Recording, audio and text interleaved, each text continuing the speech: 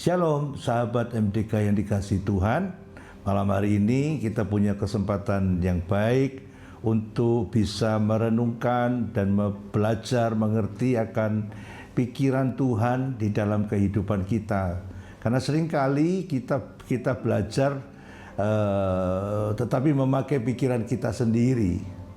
Dalam kitab 1 Korintus dikatakan, sebab siapakah engkau sehingga engkau menasihati Tuhan, tetapi kami memiliki pikiran Kristus. Ini menjadi sesuatu yang penting buat kita.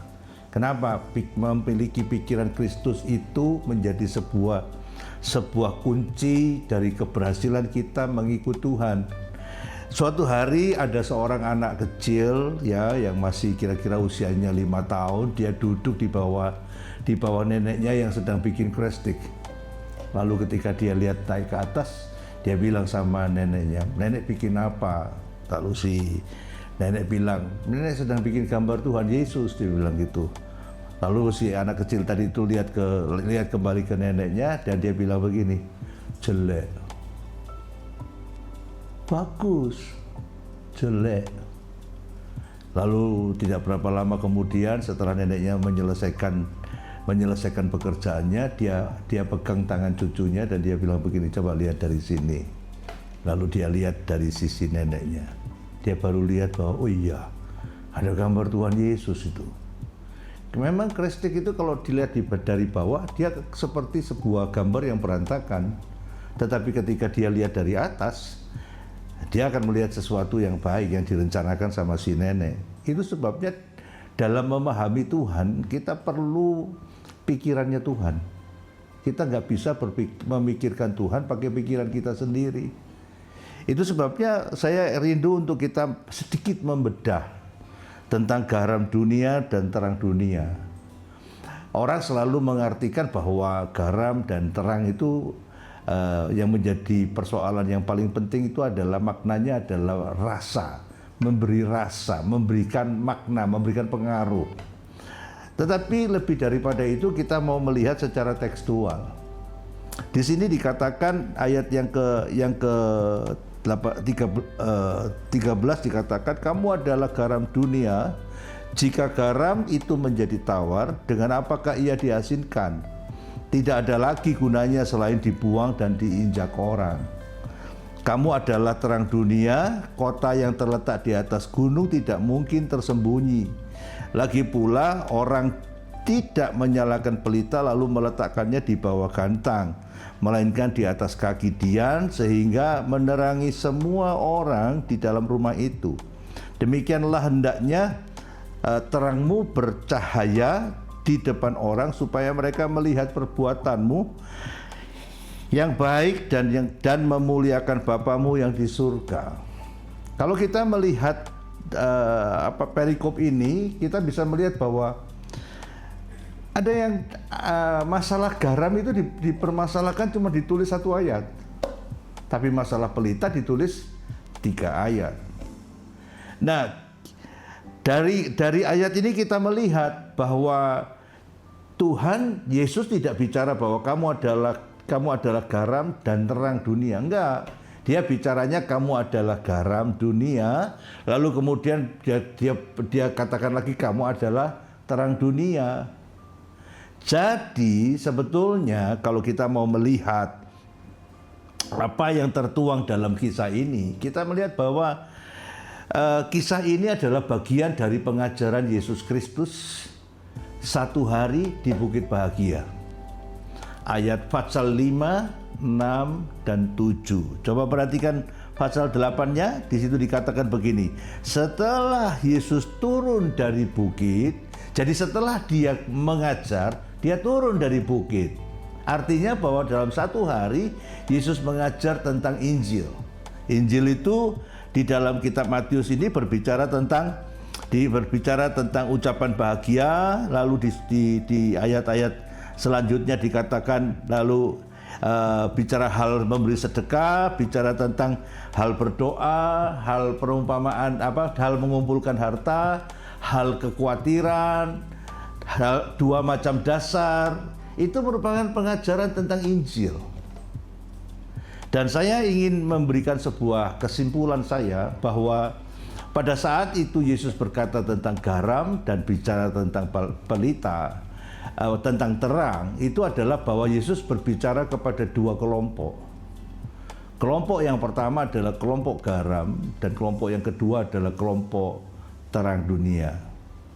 Nah, kelompok garam ini kita bisa memikirkan bahwa garam itu tidak perlu proses untuk asin. Dia cuma ditaruh di tempat penampungan air laut, lalu kemudian air laut dimasukkan, dan kemudian jalan air masuk tadi ditutup, kemudian dikeringkan dengan sinar matahari.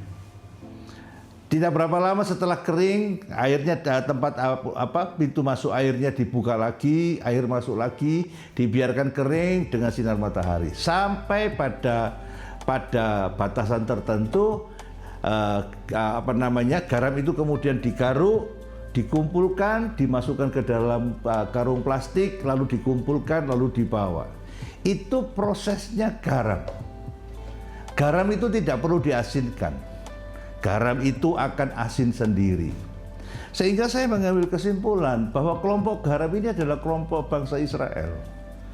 Kelompok orang Yahudi, di mana orang Yahudi itu tidak perlu melakukan apa-apa, dia sudah mendapatkan apa yang dijanjikan Allah kepada nenek moyangnya, yaitu Abraham, Ishak, dan Yakub.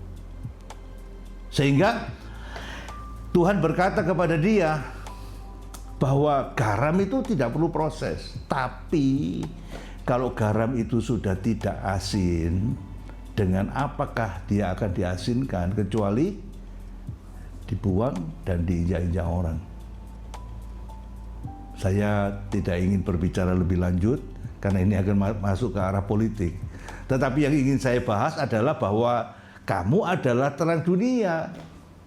Terang dunia ini terangnya munculnya bukan dari lilin, bukan dari matahari, bukan dari bulan, bukan dari bintang, dan juga bukan dari lampu. Tetapi munculnya dari mana? Dari pelita. Pelita itu terbuat dari apa? Pelita itu terbuat dari tanah liat. Dan kalau tanah liat itu tidak diisi dengan minyak dan api, maka sia-sialah pelita itu. Itu sebabnya di sini dikatakan di dalam ayat yang berikutnya, di sini dikatakan bahwa ayat yang ke-13 dan 14 dikatakan begini. Kamu adalah terang dunia, kota yang terletak di atas gunung tidak mungkin tersembunyi. Lagi pula orang tidak menyalakan pelita lalu meletakkannya di bawah gantang, melainkan di atas kaki Dian, sehingga menerangi semua orang di dalam rumah itu. Demikianlah hendaknya cahaya terangmu bercahaya di depan orang, supaya mereka melihat perbuatanmu yang baik dan memuliakan Bapamu yang di surga. Inilah yang diharapkan Tuhan dengan kelompok yang lain selain kelompok orang Israel, yaitu kelompok dari bangsa-bangsa yang bukan Israel. Tetapi yang diharapkan Tuhan dari keduanya adalah memberi pengaruh yang baik.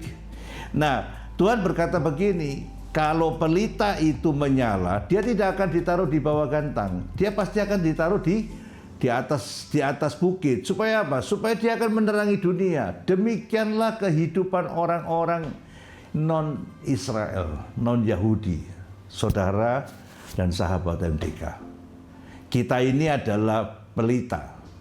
Tetapi ada satu perkara yang paling penting adalah kita harus sadar bahwa kita nggak akan pernah berguna kalau kita tidak diisi minyak dan api.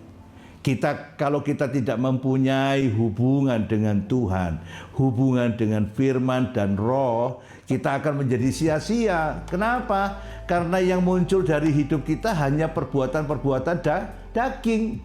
Ini menjadi persoalan yang serius di dalam hidup kita. Sehingga bicara tentang beribadah, bicara tentang membaca firman, bicara tentang persekutuan dengan Tuhan di dalam rohnya, ini menjadi sesuatu yang penting. Karena tanpa firman dan rohnya, kita cuma sekedar tanah liat yang tidak berguna. Sahabat yang dikasihi Tuhan, kalau kita pernah lihat tukang buat rujak, dia punya yang namanya cobek. Cobeknya juga terbuat dari tanah liat. Tetapi ketika cobek itu dipakai sekian waktu lamanya, dia katakan begini, tidak ada cobek yang paling baik daripada cobek ini. Saya sudah pakai cobek ini 25 tahun untuk bikin bumbunya rujak. Nggak ada. Lalu pada satu ketika, karena terus-terusan dipakai buat ngulek, otomatis di tengahnya sini makin lama makin tipis dia. Karena dia digerus sama ulekan. Akhirnya apa yang terjadi? Ulekan itu membuat cobek itu kemudian pecah. Saya mau tanya, adakah tukang rujak lalu memakai lem untuk mengelem lagi cobek? Nggak ada. Dia pasti akan juga dibuang. Kalau kita tidak mempunyai api dan roh, kita juga akan jadi pelita yang terbuang. Karena tanah liat tidak melahirkan apa-apa tanpa firman dan roh di dalam hidupnya. Sehingga sahabat yang dikasihi Tuhan, ayo kita mari sama-sama saling memahami apa yang Tuhan mau, mendekat kepada Tuhan, serius dengan firman, mempunyai persekutuan dengan rohnya, maka saya percaya buah-buah kehidupan kita akan menjadi berkat bagi banyak orang di sekeliling kehidupan kita. Amin, sahabat yang dikasihi Tuhan. Kita lanjutkan pertumbuhan rohani kita dengan cara yang Tuhan mau di dalam hidup kita. Punyai pikiran Tuhan. Haleluya. Amin. Terima kasih Tuhan buat apa yang Kau sudah sampaikan, buat kesempatan yang baik di mana kami boleh belajar mengerti akan pikiran Tuhan. Kami mau rindu Tuhan bahwa hidup kami boleh menjadi pelita yang menyala dimanapun kami berada, supaya kehidupan kami boleh menjadi berkat buat orang lain, bukan hanya buat diri kami sendiri, tetapi juga buat orang-orang di sekitar kami. Kau memberkati setiap orang yang sudah menjadi saluran berkat untuk acara podcast ini Tuhan. Biarlah Tuhan memakai setiap orang yang ada di dalamnya, pengurus, pemilik, penyelenggaranya. Tuhan sendiri yang memberkatinya dengan berkat yang dari sorga, dengan hikmat, marifat yang dari sorga, yang menjadikan kehidupan dari podcast ini boleh menjadi berkat bagi semua orang yang mendengarnya. Terima kasih Tuhan. Kami serahkan selebihnya hanya di dalam nama Tuhan Yesus Kristus. Berkat Tuhan dicurahkan untuk setiap kami. Haleluya. Amin.